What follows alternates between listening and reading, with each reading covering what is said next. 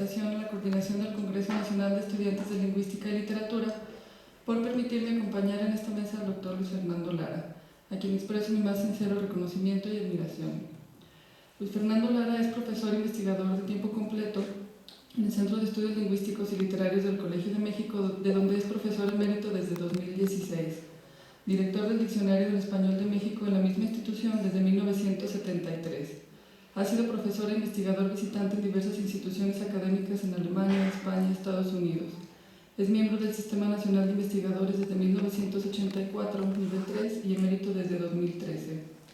Doctor honoris causa por la Universidad de Sherbrooke, Quebec, Canadá. Fue director del Centro de Estudios Lingüísticos y Literarios del Colegio de México. Ha recibido numerosas distinciones y reconocimientos. Ha sido miembro honorario, representante fundador de varias asociaciones y academias nacionales y extranjeras. Las voy a omitir porque el doctor no quiere que pierda tiempo en esto, lo acaba de decir.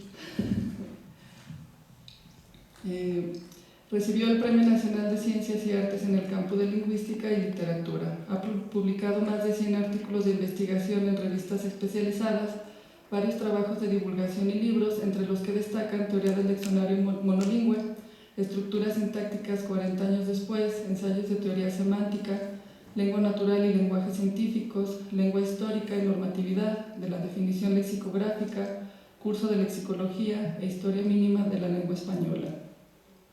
Es director del Diccionario Fundamental del Español de México, del Diccionario Básico del Español de México, del Español Usual en México, del Diccionario para Armar, que obtuvo el Bologna Ragazzi Award 2012 como mejor libro infantil. De Anguiano Peña cito: desde un principio, el coordinador de este proyecto, el del Diccionario del Español de México, dejó muy en claro su disposición de ofrecer ayuda a todo tipo de proyectos, personas e instituciones que lo solicitaran explícitamente o que formularan consultas puntuales al equipo lexicográfico. Como una persona generosa, y bajo esta buena voluntad ha estado siempre dispuesto a compartir, tanto en el uso del diccionario como en el de sus bases de datos, apoyando de esta manera la difusión de la cultura y propiciando la comunicación por medio del conocimiento del español que se usa en México. Es así que, además de todo lo anterior y de lo que por ahora se me escapa, desde hace alrededor de 2 años el doctor Lara motiva e impulsa a un grupo de docentes del que soy parte y que han encontrado en el estudio de la lengua un hábito que forma parte de sus vidas.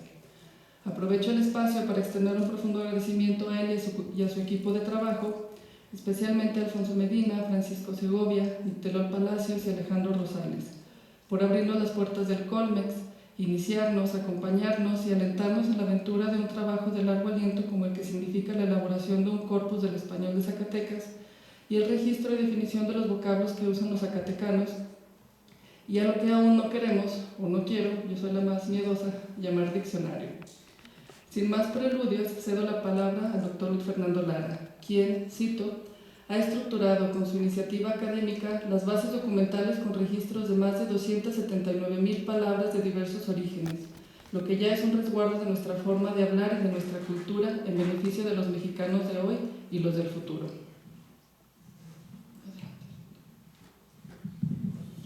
Pues te agradezco mucho la presentación.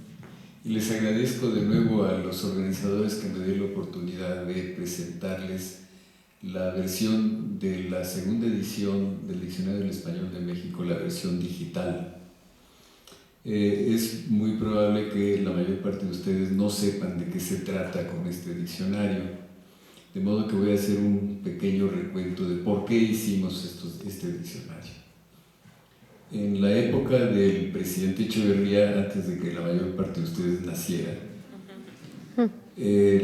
Antonio Carrillo Flores, que fue ministro de Relaciones Exteriores, representante de México en Washington, secretario de Hacienda, director del Fondo de Cultura Económica, se acercó a Víctor Urquidi, que era el presidente del Colegio de México en aquella época, con una petición extraña. Le dijo: me molesta mucho que los mexicanos tengamos que depender de un diccionario que se hace en España y que no nos tome en cuenta el diccionario de la Academia Española. Nosotros, como el país que somos, que se respeta a sí mismo, que es un poderoso país cultural, debiéramos tener nuestro propio diccionario de una manera semejante a lo que sucedió con el diccionario del inglés estadounidense, que mucho más viejo que el nuestro, porque el diccionario del inglés estadounidense lo comenzó uno de los padres de la patria, que fue Noah Webster, y lo comenzó a escribir hacia 1813 o algo por el estilo. Hoy es uno de los grandes, si no es el más grande, por lo menos uno de los grandes diccionarios del inglés de los Estados Unidos, que es el diccionario que publica la casa Merriam-Webster. De modo que lo que quería Carrillo Flores era un diccionario mexicano del español. Bien, don Víctor Urquidi le pasó el recado a quien era nuestro director en aquella época, que fue el profesor Antonio Latorre, a quien espero que sí conozcan porque escribió unos libros importantísimos para el conocimiento de la literatura. Y Antonio Latorre, que sabía que estaba yo recién importado de Alemania, más bien regresado de Alemania, y que había yo estudiado algo de eso, tocó en mi cubículo y me dijo, como él acostumbraba, que era muy casual, muy improvisado, etc. Oye, ¿tú crees que seas capaz de escribir un diccionario? Bueno, sí, ahora que lo pienso, qué bárbaro, ¿cómo me atreví? Le dije, sí, yo creo que sí se puede. Pues escríbeme unas paginitas sobre cómo lo harías. Las escribí, él las entregó a Carrillo Flores. Carrillo Flores las llevó al Consejo del Fondo de Cultura Económica y en poco tiempo llegó la respuesta de que sí, que lo íbamos a hacer y que el presidente Echeverría nos había dado un fideicomiso para que pudiéramos comenzar el diccionario. Cuando me dijeron del presidente Echeverría, yo sí le dije a Carrillo Flores con mucho miedo, le dije, oiga, pero es que con el presidente Echeverría quiere que terminemos las cosas ayer. Y yo no sé cuánto nos vamos a tardar. Si pienso que el diccionario de Oxford llevó 76 años, pues ¿cuánto nos vamos a tardar nosotros? Me contestó, eso no importa, ustedes comiencen. Bueno, perfecto, comenzamos. Realmente yo no imaginaba cuánto tiempo nos íbamos a tardar, sobre todo porque cuesta mucho trabajo imaginar qué es lo que pasa cuando se hace un diccionario. Cualquiera diría, bueno, ¿cuál es el problema? Tenemos una hoja de papel, ¿qué palabras te sabes? Escríbelas y ponme más o menos qué quieren decir. Bueno, así no se hace un diccionario. Y mucho menos cuando se trata del diccionario de un lingüista profesional. Uno tiene un prestigio profesional que defender. De modo que había que hacer una serie de estudios previos y luego recolectar muestras del español hablado en todo el país, en lo cual hicimos. Ya que construimos nuestro corpus, de todo eso no les voy a hablar porque entonces me tomaría demasiado tiempo y si quieren verán después en dónde pueden consultarlo. Ya que construimos nuestra idea del diccionario, pues comenzamos a trabajar y claro, comenzamos por la letra A. Siempre mis amigos me preguntaban cada vez que me veían, ¿y en qué letra vas? ¿No? Bien, íbamos muy tranquilos con la letra A, pero sucedió un fenómeno que me costó trabajo entender, y es que el trabajo es muy lento y no lográbamos establecer un estilo del diccionario. Afortunadamente, aunque parecía castigo, al final del sexenio de López Portillo, en el momento en que comenzaba el derrumbe económico de México, el secretario de Educación, Fernando Solana, me llamó para decirme cómo iba el diccionario. Le respondí, bueno, ahí va. Me dijo, pues mire, el fideicomiso se va a acabar con este sexenio. Y yo necesito que en el plazo de un año me entregue un diccionario para la escuela primaria. Bueno, dije, pues nos está poniendo un examen, quiere ver en qué hemos gastado el dinero, ¿no?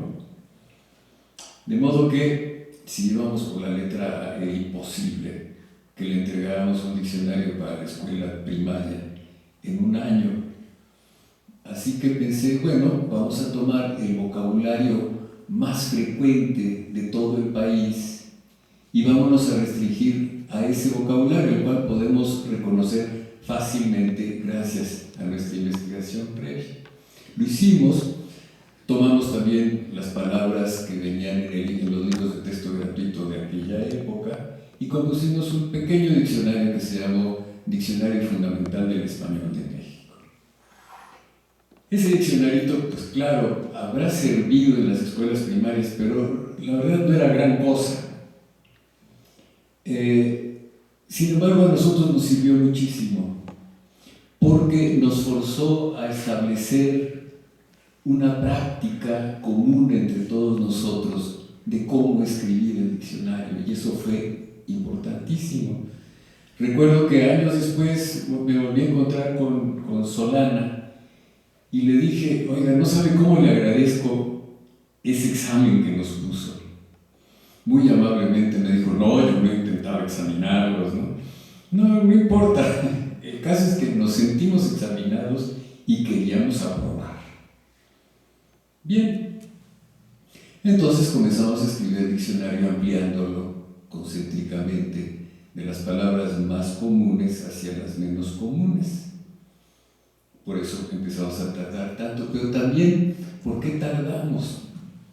Pues porque el análisis semántico de muchas palabras es muy complicado. Pensemos que a un redactor del diccionario, trabajando 7 horas diarias toda la semana, escribir el artículo de cabeza le llevó un mes. Hay otras palabras que tienen una sola acepción y que se resuelven en media hora, 40 minutos si tenemos suficientes datos, pero hay palabras que requieren mucho trabajo. Pero además se da un fenómeno psicológico muy interesante. Y es que imagínense que ustedes que uno está trabajando con todos los datos delante, de todos los usos de una palabra, ¿no? Y lo está repitiendo y está buscando cuáles son los rasgos semánticos que la definen, en fin. Está uno tan metido en ese análisis que de pronto la palabra se nos vuelve rarísima. De niños a lo mejor ustedes jugaban a repetir muchas veces tigre. Tigre, tigre, tigre, tigre. De pronto se empiezan a cuatrapear las letras y ya no sabe uno si es tigre o trigue o tiger, etc. Se pierde la palabra. Entonces, claro, uno tiene que detenerse y salir a tomar aires, a tomar un café, platicar de otra cosa, etc., para que la palabra le regrese a uno. Todavía más, la palabra se queda trabajando en el cerebro de uno también cuando está dormido. Y yo recuerdo algo que a mí me sucedió, pero a todos nos ha sucedido, que una noche llegué a mi casa y estuve viendo por televisión El planeta de los simios. No me acuerdo con qué palabra había yo estado trabajando para encontrar qué hacer con ella, etc. Y me vino una pesadilla, en la cual un simio que era esa palabra me iba persiguiendo. ¿No? Bien, me llamó la atención y me di cuenta de que todos mis compañeros de trabajo en un momento dado les pasaba lo mismo. Hablando una vez con un profesor de mi esposa, ella es psicóloga, le contaba yo esto y se voltea el profesor y le dice a mi mujer, oye, tú que estás estudiando eso, mejor estudia a tu marido. ¿No? Bien, entonces, por eso tarda uno tanto y cuesta mucho trabajo entenderlo y mucho más trabajo convencer a las autoridades de que uno no está perdiendo el tiempo. El caso es que, bueno, terminamos el diccionario. La primera edición del Diccionario del Español de México salió en 2010, con 25,000 artículos, y ahora esta tiene 32,650 artículos. Para la riqueza del español de México es poquito, pero para lo que necesitamos de un diccionario que sea para todos nosotros, para los mexicanos, ya comienza a ser suficiente. Lo continuaremos. Este diccionario del español de México, primero que nada, es un diccionario integral, no es un diccionario de mexicanismos, sino que contiene todo el vocabulario que efectivamente utilizamos en español de México, en la literatura, en el periodismo, en la ciencia, en el discurso político, en el discurso religioso, en las telenovelas, en el cine, en el radio, etcétera, etcétera. Entonces, repito, es un diccionario integral, es el primer diccionario integral del español que se hace fuera de España. Bien, segundo, no es un diccionario que pretenda ser autoridad, como lo pretende el diccionario de la Academia Española. La actitud de nuestro diccionario es mostrarles a ustedes la riqueza de su propia lengua y que ustedes tomen la decisión de qué les parece correcto en esa riqueza y qué les parece incorrecto. Pero nosotros nunca vamos a hacer juicios de corrección. Otra característica es que en realidad es un diccionario del español nacional, es decir, del español con el cual nos comunicamos todos los mexicanos. Pero les consta que cuando vemos México en sus regiones, tenemos muchísimas diferencias. Aquí hablan diferente de los sinaloenses, hablan diferente de los chihuahuenses, hablan diferente de los leoneses, etcétera, etcétera, etcétera. Y claro, desde la Ciudad de México es imposible que recuperemos todo ese vocabulario. Ese vocabulario hay que vivirlo, ¿no? Y entonces uno no puede vivir el modo de hablar de los yucatecos desde la Ciudad de México.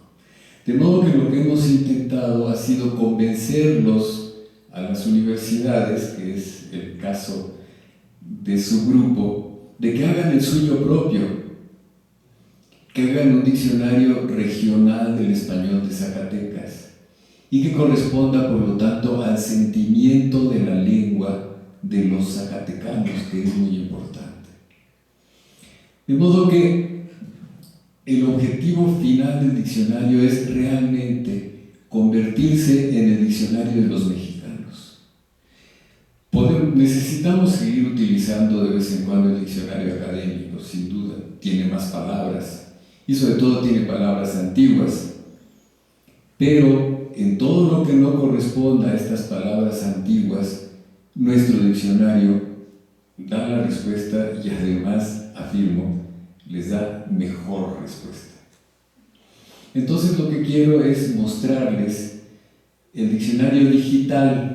Todavía no tenemos dinero para imprimirlo y en el momento en que lo imprimamos, pues ese sí va a costar, pero este es gratuito, lo pueden utilizar como quieran. Por el momento todavía no tenemos aplicaciones para el teléfono celular, esas estarán listas para junio más o menos, aunque en sus celulares lo pueden consultar entrando a algún navegador como Google o Safari, etc. Les pedí que les repartieran unos separadores de libros en donde está la dirección de nuestro diccionario. Si no lo tienen, al ratito se lo dan. Entonces, están invitados a usar su diccionario, considérenlo suyo. Y ahora lo que quiero es mostrarles qué les ofrece el diccionario. Aquí tenemos esta pantalla, que es la pantalla de inicio. Naturalmente, el punto central de la pantalla es buscar. buscar una palabra en el diccionario, luego viene una lupa a la que le pica uno y busca la palabra. Te pediría que pusieras el cursor en sobre el DEN. En sobre el DEN viene este índice, una presentación, una guía para el usuario, el prólogo a la segunda edición, la introducción al diccionario, quiénes formamos el equipo de investigación, cómo citar el diccionario, en dónde hemos publicado acerca de nuestro propio trabajo, el método, la teoría y en dónde se puede conseguir. Ahorita el DEN impreso ya no se consigue. Se podrá conseguir la segunda edición cuando esté publicada. En cuanto a citar el diccionario, por supuesto que nos gusta que lo citen. Lo único que pedimos es, sobre todo en el caso de Google o de Microsoft, es que ya que toman palabras del diccionario, siquiera que digan de dónde vienen, ¿no? Es lo único que pedimos. Por lo demás, está a su disposición. Con los elementos que les ofrece, les aseguro que pueden hacer bastantes incursiones e investigaciones. Si ponemos ahora el cursor sobre preguntas al DEN, allí es para que nos escriban. Diariamente recibimos mensajes de diferentes personas en que nos preguntan de palabras que no hemos incluido o nos proponen palabras que debemos incluir. No falta por ahí alguno que inventa palabras y quiere que las metamos en el diccionario. Hay quienes se enojan porque no nos apegamos a la academia. Hay quienes de veras buscan juicios de corrección y en esos casos les decimos, miren, hay estas posibilidades, usted escoja. Pero entonces esta comunicación de preguntas al DEN para nosotros es muy útil porque nos da informes, nos ayuda a completar el diccionario. Solemos responder, cuando la pregunta es relativamente fácil, respondemos en 1 o 2 días. Cuando nos ponen un torito difícil, pues nos podemos tardar 1 semana o 2 semanas, pero respondemos. Ahora, si quieren, subimos un poco la pantalla. Después voy a explicar lo que es la búsqueda avanzada, pero querría que vieran apoyos del DEN. En apoyos del DEN tenemos tablas. La primera tabla es el uso de los tiempos verbales. Cómo se utilizan las formas del indicativo, del subjuntivo, los tiempos, el pretérito, copretérito, etc. La segunda tabla son los modelos de conjugación regular. En realidad, para los mexicanos no hace falta, con un verbo regular todos sabemos conjugarlo. Los modelos de verbos regulares son amar, comer y subir. Y después, en la tercera, modelos de conjugación irregular, esa sí es más interesante, porque allí vienen modelos de conjugación que muchas veces la gente no sabe usar. Por ejemplo, cómo se conjuga el verbo yacer, yazgo, o cómo se conjuga el verbo negociar, negocio. Entonces, estos modelos de conjugación sirven para eso. En el artículo, como lo veremos después, siempre cuando se trata de un verbo indicamos su modelo, de modo que uno pueda de inmediato saber cómo se conjuga.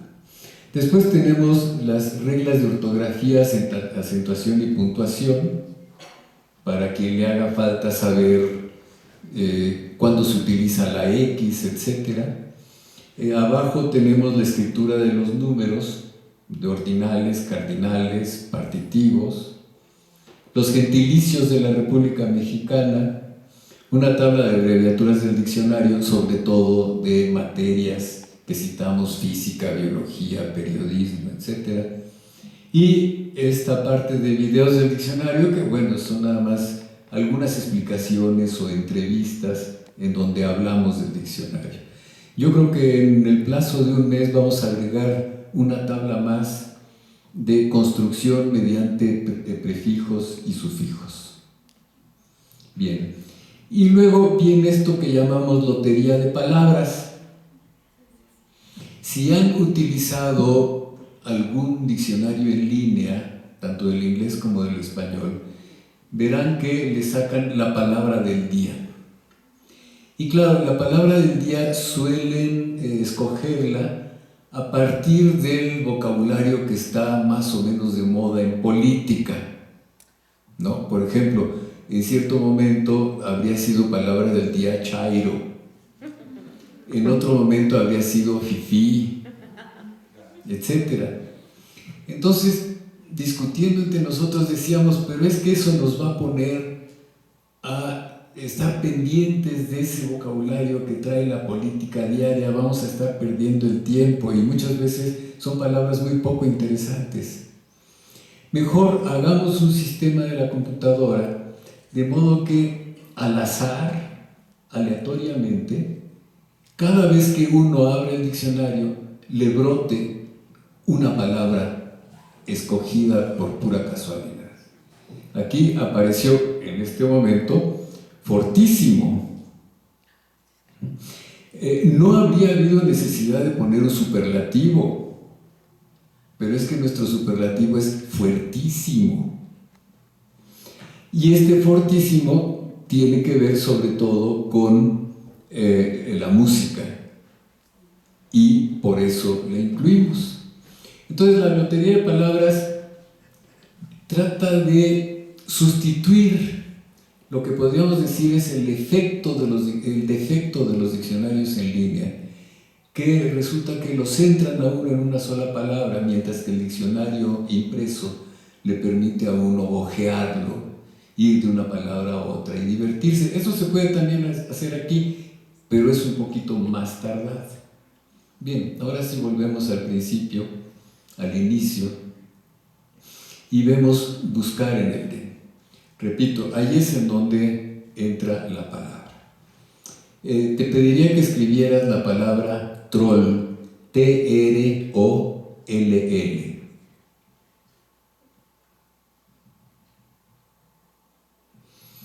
Esta palabra llegó al español por la informática, que es lo que verán ustedes en la segunda sección, Internet. No, en la primera sección.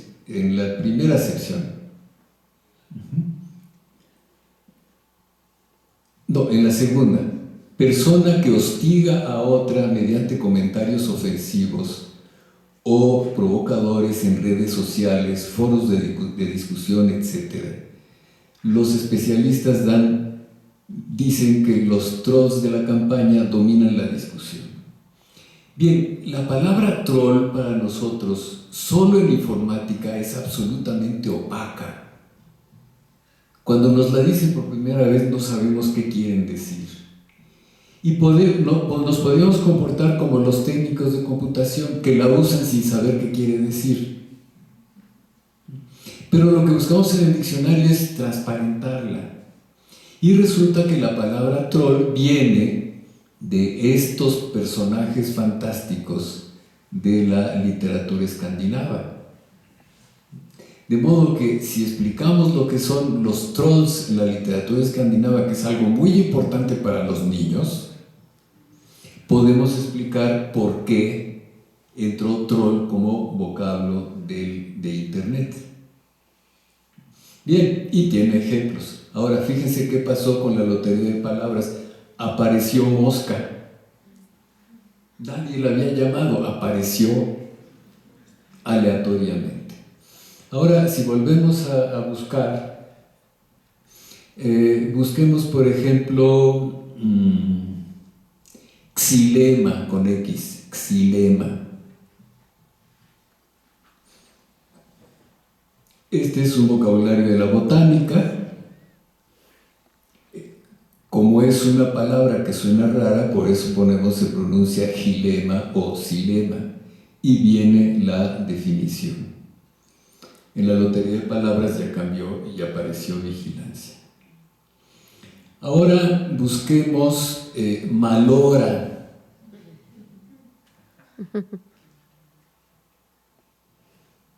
Bien, fíjense en esta. Es popular, persona que gusta de hacer bromas pesadas, maldades o travesuras. Ojo al ejemplo, ¿eh? El día anterior unos maloras le gritaron en la calle: ay, güerita, si tiene tan chulo su pelito, ¿pa' qué se pinta la raíz de canas? ¿Entienden el chiste? Es una señora canosa que se pinta el pelo de güero, ¿no? Eso está tomado de un discurso de alguien real. Y con el ejemplo lo que buscamos es recuperar la vivencia de la palabra para cada uno de nosotros. Ahora podríamos buscar feminicidio.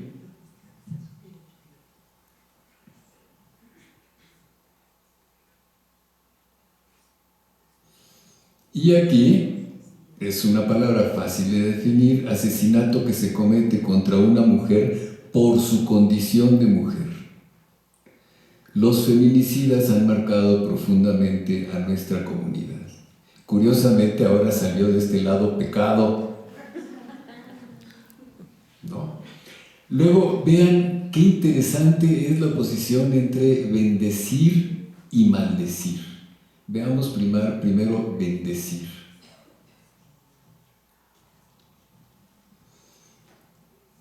El modelo de conjugaciones se conjuga como decir, excepto futuro y pospretérito de indicativo, participio y segunda persona del imperativo, que son regulares. 1. Declarar buena, virtuosa o santa alguna cosa o a alguna persona. Ejemplo: Dios los bendiga y los lleve por buen camino. Pero fíjense la otra, muero bendiciendo la revolución. Este segundo ejemplo es maravilloso. Lo dijo un general ateo revolucionario al morir. Y dijo: muero bendiciendo la revolución, tomando un vocabulario religioso. Pero bendecir, su significado, lo que nos muestra es que alguien declara buena o virtuosa o santa alguna cosa. Luego viene el significado más restringido, que es cuando el Papa declara santo a una persona. El caso es, lo importante es que alguien declara por sí mismo bueno, santo, etc. Ahora veamos maldecir. Cualquiera diría, pues es el antónimo, ¿verdad?, de bendecir a maldecir. Parece ser un antónimo. Pues no, porque el maldecir es invocar el mal para alguien o desear que alguien lo sufra. O sea, cuando alguien maldice, no hace una declaración tan inmediata como cuando bendice, sino que tiene que pedir que le venga el mal a alguien, interpósita persona, digamos. Son diferencias semánticas muy interesantes, ¿no? Y es lo que tenemos que hacer en los diccionarios. Bien, ahora pues veamos, bueno, en vez de que yo les coja, ustedes propongan.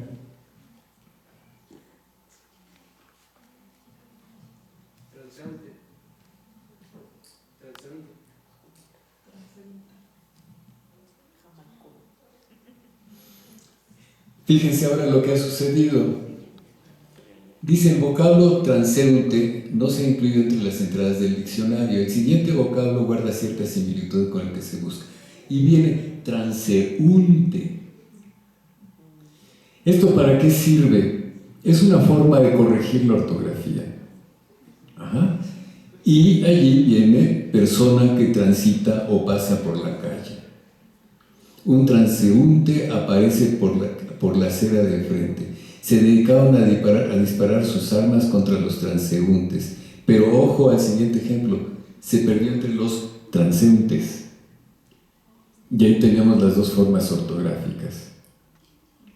De modo que estamos señalando que en México puede uno utilizar una u otra. ¿Otra más? Chilango. Gracias.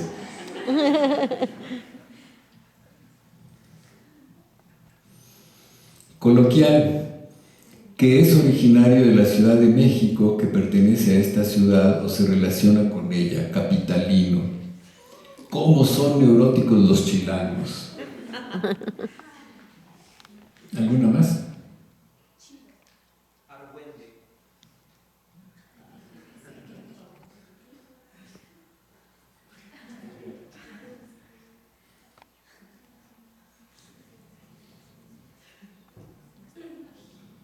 Uy, capaz que esa todavía no la metemos.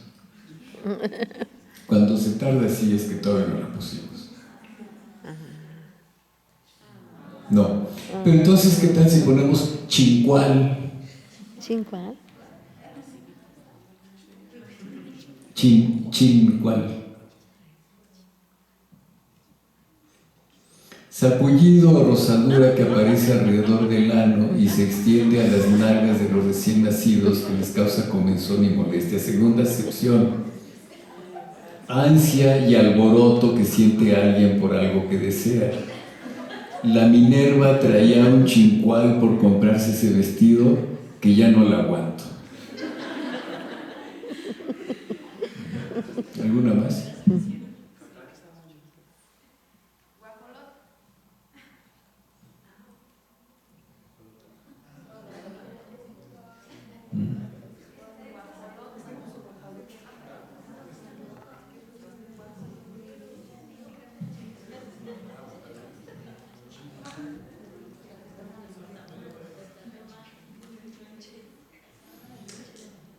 Dice, no tuvo resultados porque la pregunta vino en femenino, pero sí nos da, sí está, torta de tamal.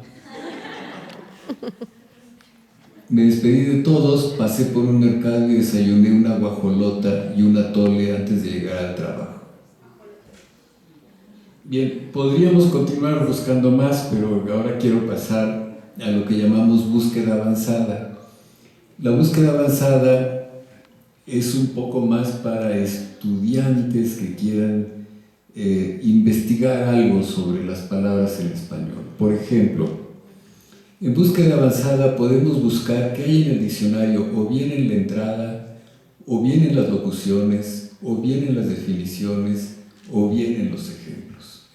Pongamos, por ejemplo, en buscar en el DEN, asterisco TL.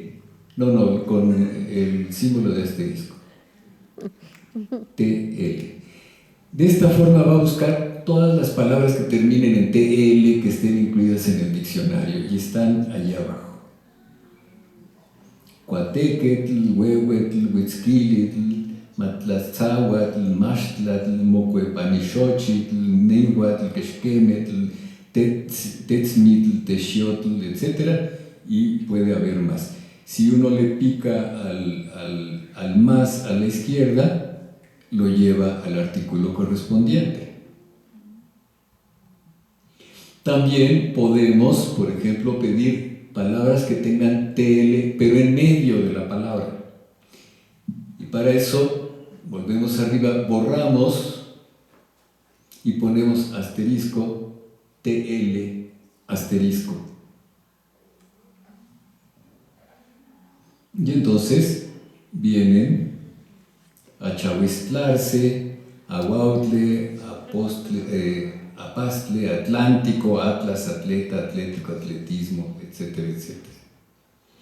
Si uno está haciendo juegos o investigaciones morfológicas, resulta un instrumento bastante útil. Eso solo buscando en los ejemplos. Ahora, volvamos arriba, borramos, y vamos a seguir buscando solo en las entradas.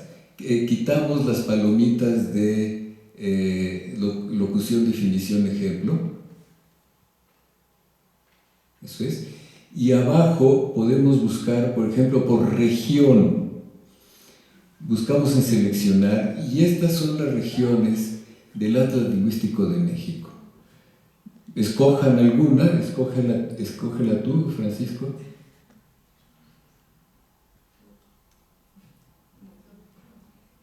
Istmo. Y allá arriba, buscar.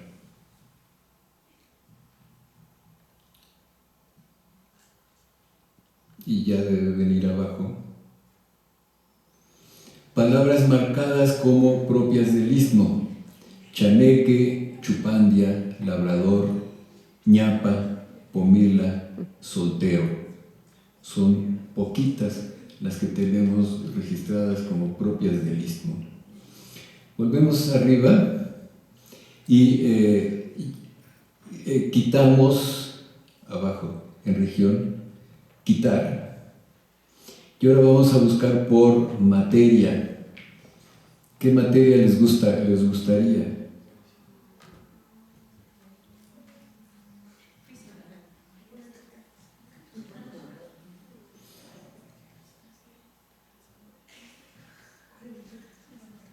Y aquí tenemos de la física: aberración, acción, aceleración, aceleradora, sector, etcétera, etcétera.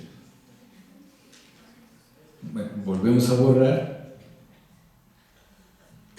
Y ahora vamos a buscar por nivel. ¿Qué quieren en el nivel?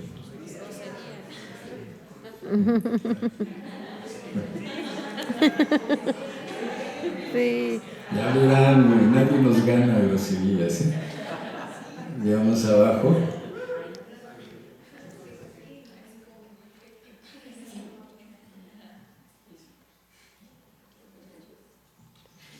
Chingar, hijo, apendejar, arco, armar, bajar, buey, cabrón, cabronazo, caer, cagada, cagar, carajo, chayote, chile, chinga, chingada, chingadazo, chingadera, chingado. Pues hay que ver, llegar hasta la página 4.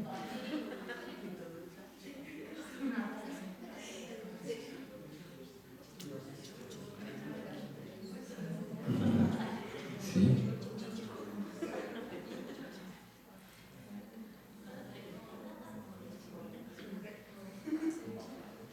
Llegamos hasta la B chica. ¿Qué tal si buscan? Este es un caso interesante. Pongamos puta.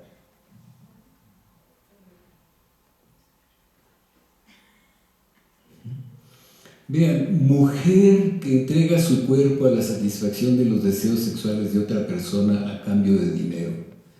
Prostituta. Fíjese en lo realmente rudo del ejemplo. Ahí va esa puta mendiga, no le da vergüenza ofrecerse por las calles. ¿Saben que la acabamos de modificar? Para poner puto. Porque también ahora hay, ahora se ha dado a conocer, porque ya existía desde antes, que también hay hombres que venden su cuerpo. Y entonces utilizamos el masculino genérico. Esa la acabamos de modificar, pero todavía no se ve en este, ¿no? Es decir, el feminismo nos lleva también a situar los casos de hombres, ¿no? Lo que es muy interesante. Bien, entonces esto lo podemos hacer con búsqueda avanzada.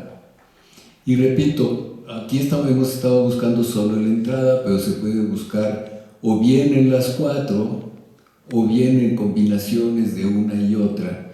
Y eso le permite a uno revolver en el diccionario y sacar información que suele uno no encontrar en otros diccionarios. Ahora podríamos pasar de nuevo al inicio y bajar. Ahí está la lotería de palabras. Hay una pequeña guía introductoria al diccionario que es un video, pero vayamos a la hamburguesa que está arriba a la derecha. arriba a la derecha está ahí una lupa y 3 rayitas, los computólogos le llaman hamburguesa. Allí tenemos los mismos recursos que había aquí abajo, pero además las investigaciones que hemos hecho. Este primero, investigaciones lingüísticas en lexicografía, si le picamos, nos da el libro en donde explicamos completamente cómo construimos nuestro corpus, cómo hicimos el analizador automático para la computadora y cómo comenzamos a hacer el análisis semántico. Viene en PDF, también gratuito. Volvemos a investigaciones. Vocabulario fundamental del español de México. Esto es un puro resultado estadístico que nos han pedido maestros de escuela, nos lo han pedido audiólogos y neurólogos para diferentes estudios que necesitan hacer. Entre ellos tenemos las medidas derivadas del vocabulario fundamental. Y aquí nos ofrece, por ejemplo, frecuencia, veamos solo frecuencia de letras. ¿Cuáles son las letras más usuales en español? Y entonces tenemos los resultados del vocabulario fundamental. Entonces la más usual es A. Es que no alcanzo a ver muy bien desde aquí, pero están en orden alfabético, pero verán que sus porcentajes varían.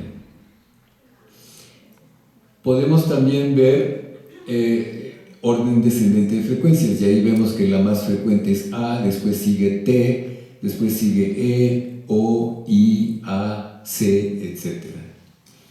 Este es muy bueno para los que les gustan de jugar Scrabble. También podemos ver el patrón canónico de la sílaba en español.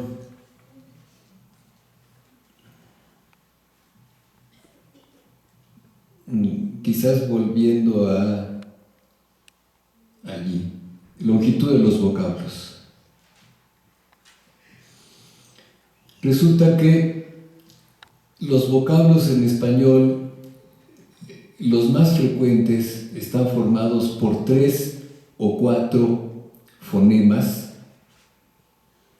y si buscamos por sílabas vamos a ver que la sílaba más común en español, la palabra más común en español tiene 3 sílabas, y eso nos indica el tipo de estructura silábica de la palabra en español.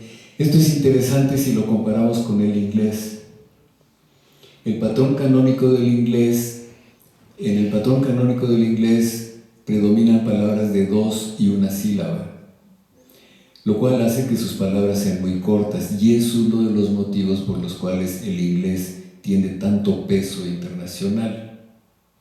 Sin embargo, casi es una regla que toda palabra del inglés que tenga 3 sílabas o más viene del francés y del latín. Alguna vez Bush, que no era todavía una bestia peluda como Trump, dijo: qué curioso, el francés tiene muchas palabras inglesas. No, es exactamente al revés. Bien, podemos entonces volver a la hamburguesa, y verán que también tenemos, la última es la medida del rendimiento funcional. Esto es una pena que se haya dejado de enseñar a los lingüistas. Las medidas de rendimiento funcional consisten en el estudio de las oposiciones entre fonemas, y mientras mayores oposiciones hay entre 2 fonemas, mayor rendimiento funcional tienen esos fonemas. Vamos a ver las medidas.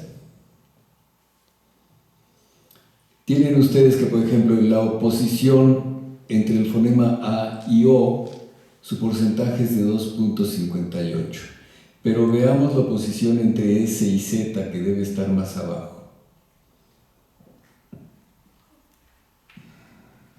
Allí. Fíjense que esa oposición tiene un porcentaje del 0.06%. Eso nos explica por qué el hecho de que los hispanoamericanos solo tengamos un fonema S frente a los españoles que tienen un fonema S y Z no nos cause problemas.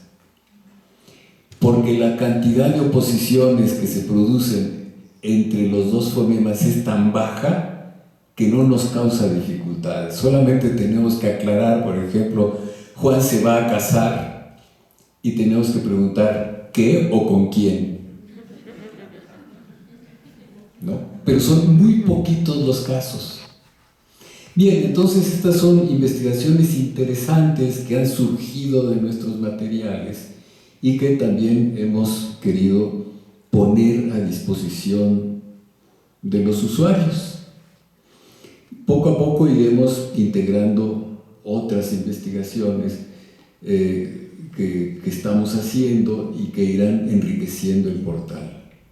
Bien, entonces los que querría yo invitar a que se apoderen del diccionario, que lo usen para ustedes mismos y que le saquen provecho. Les aseguro que es un buen diccionario y además demuestra lo que sí somos capaces de hacer los mexicanos, porque muchas veces resulta que todo el mundo tiene miedo de lanzarse una investigación porque dice, ay no, quién sabe si nosotros podamos. Pues no hay más que lanzarse al agua y aprender a nadar.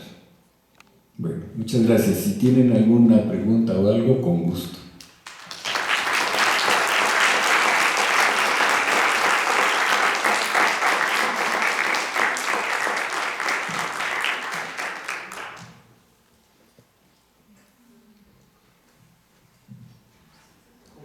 ¿Cómo identifica su esencia, su personal esencia a través de las ¿Puedes palabras? hablar un poco más fuerte? ¿Cómo identifica su esencia personal a través de las palabras? ¿Cómo identificó? ¿Cómo identifica su esencia personal a través de las palabras? Cada quien. Bueno, yo creo que el vocabulario que usamos, sobre todo cuando queremos decir algo con sentido, queramos o no, revela nuestro inconsciente. Gracias a eso los psicoanalistas tienen trabajo, ¿no? Sin duda, nuestro uso de la lengua, no cuando respondemos con frases hechas, etcétera, sino cuando queremos decir algo de veras.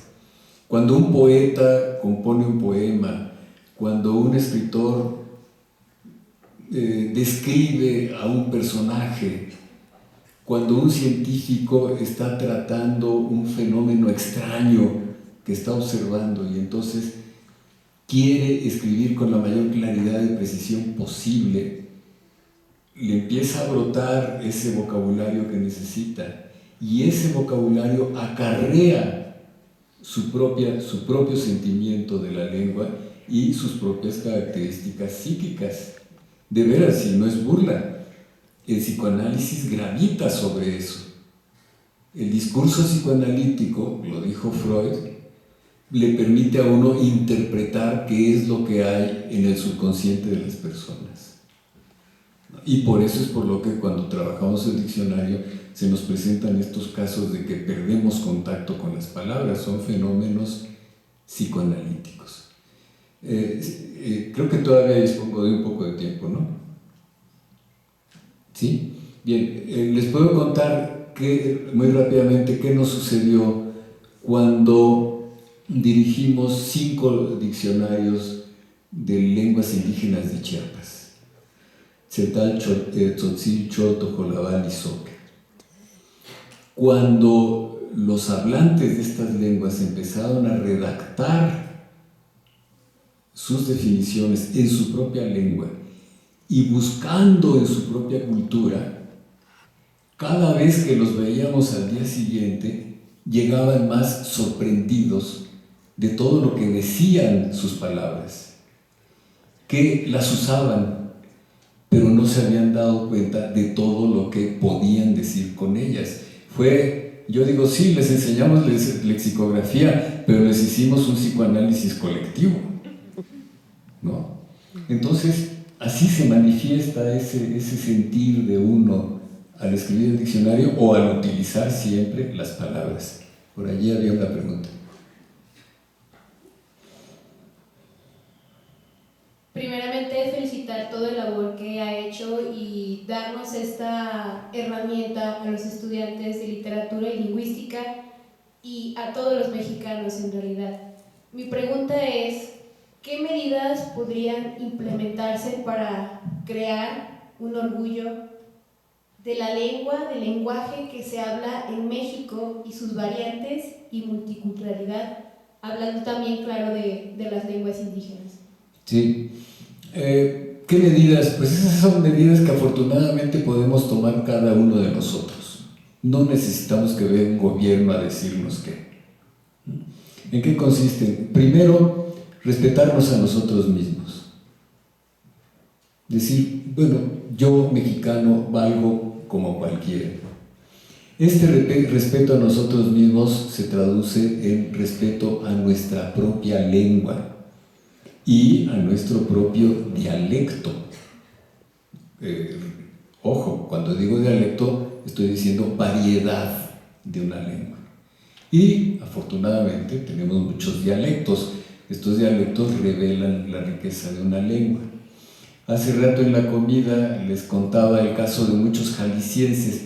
En Jalisco yo he observado que tienen una oposición preciosa cuando dicen algunos vinieron y otros no.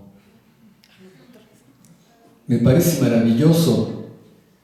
Los que no decimos otros, tenemos que decir algunos vinieron y otros no. Algunos otros siempre me ha parecido maravilloso. Sin embargo, cada vez que se lo hago notar a un jalisciense, se avergüenza. O me dice, no, eso no lo decimos. ¿Por qué? ¿Por qué ha de tener uno miedo de su propio dialecto? ¿Por qué no mostrar la lealtad a la propia manera de hablar? Y eso lo podemos hacer en el ejercicio de la lengua diario. Por supuesto, si queremos escribir para todos los mexicanos, para todo el público hispanohablante, pues utilizamos un español culto que elimina las diferencias y facilita la comunicación. Pero si no, allí están nuestras propias maneras de hablar. La siguiente, por supuesto, es difundir esta idea. Quitarnos esa timidez, ese miedo de, ¿esto estará bien dicho? ¿Esto lo habrá aceptado la academia? ¿Esta palabra existe?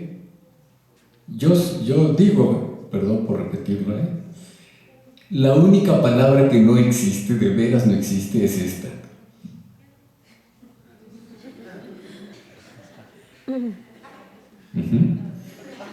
Bien, todas aquellas que se puedan pronunciar y escribir existen.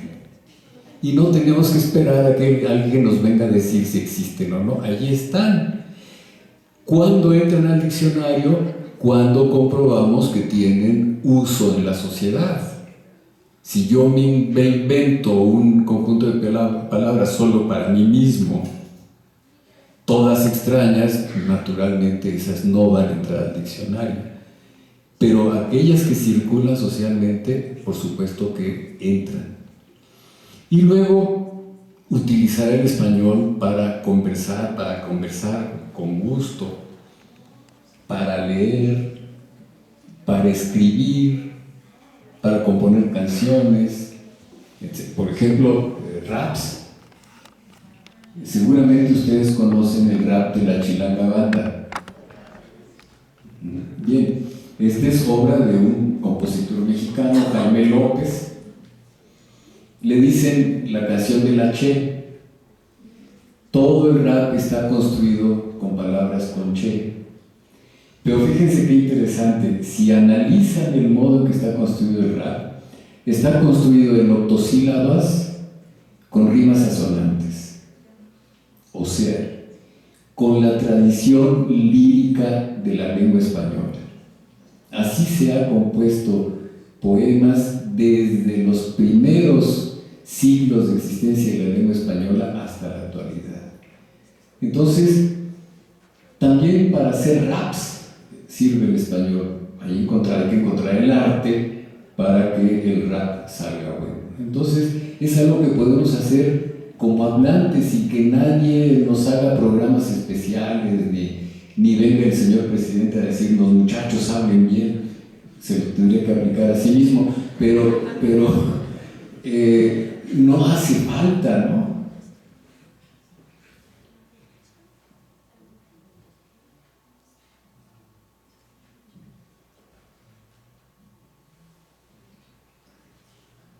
Gracias. Voy a tratar de ser breve, pero necesito tu apoyo por acá atrás. Yo tengo un ligero conflicto con algo que pasa en el diccionario. En búsqueda avanzada, porfis,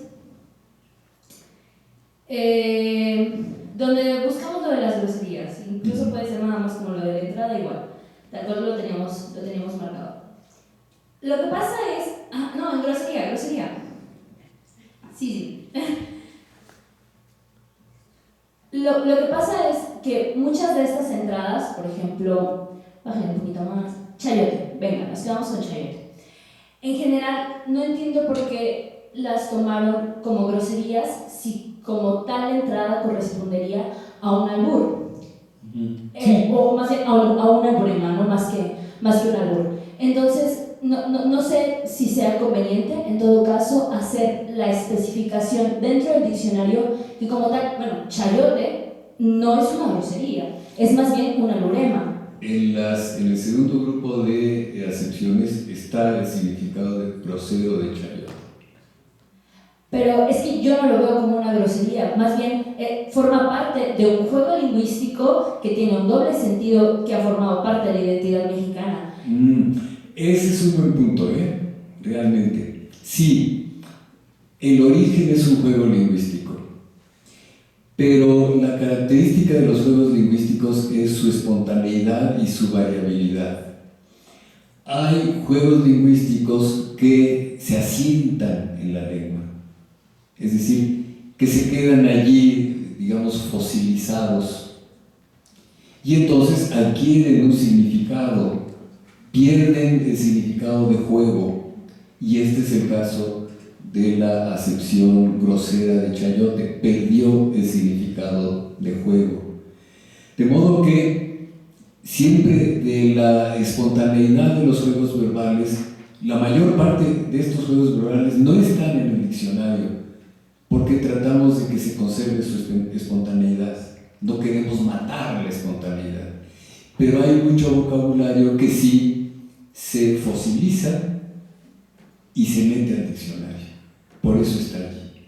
Espero haberte respuesto. Sí, claro, no, y es que entiendo el punto, pero es que yo no lo incluiría como una grosería, sino más bien yo abriría una categoría especial justo para este tipo de términos que tienen esta segunda connotación, ¿no? Porque, pues, no sé, siento que el hecho de incluirlo como grosería es dejar de lado un fenómeno que hasta la fecha sigue pasando y que está vivo en determinados sectores sociales. Entonces, podríamos catalogar a las personas albureras como groseras, yo no lo creo. Es por eso que merecen una categoría específica, porque su léxico debe estar incluido en esa categoría y no dentro de una grosería. Bien. ¿Qué tal si haces un trabajito y nos lo mandas proponiéndolo? Ok. Gracias, muchas gracias.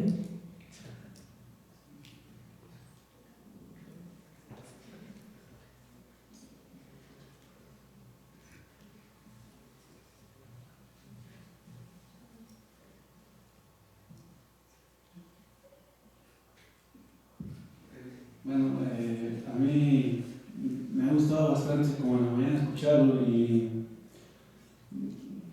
solo es un comentario más que una pregunta. Sí tengo una, pero es como un cierre, por así decir. Me recuerdan las palabras de Jesús Tuzón Valls, y al final, algunos al final te decía, ¿cuáles lenguas comunican? Jesús Tuzón Valls decía, todas, sin excepción, y pues es algo muy padre, o sea, esto que usted nos está exponiendo, las preguntas y los comentarios que se están vertiendo, y del comentario que hacía la compañera Cassandra, hay un instituto que se llama CEPIADER, que creo que está en Oaxaca, de traductores de lenguas originarias indígenas, y me parece que es muy importante también en ese aspecto el lenguaje, la traducción, ligado a la ciencia política, al derecho, a la democracia. Eso es una labor que hacen, la he descubierto hace poco y se me hace muy padre, ¿verdad? Y mi pregunta, así nada más, ¿es cierto que los gramáticos holandeses hablan mejor inglés que los gramáticos ingleses y que los ingleses? ¿Es cierto? No, eso es una tontería. No hay nadie que hable mejor que nadie. Hay aquellos que se pueden expresar con mayor claridad de precisión en ciertas condiciones que otros en ciertas condiciones. Es decir, la posibilidad de hablar muy bien, con precisión y claridad, la tenemos todos. Y por lo tanto no hay unos que hablen mejor que otros. Esa tontería de que los madrileños y los colombianos hablan mejor que los mexicanos no tiene ningún sentido. Como tampoco tendría sentido decir que los mexicanos hablamos mejor que los chilenos o los cubanos, ¿no? Bien. En cuanto a las lenguas indígenas, por supuesto, ese es un campo de trabajo para los lingüistas en donde se pueden hacer muchas cosas, solamente tiene uno que ponerse a estudiar y luego ponerse a trabajar. Bueno. Bien, agradecemos su participación y desde luego agradecemos las palabras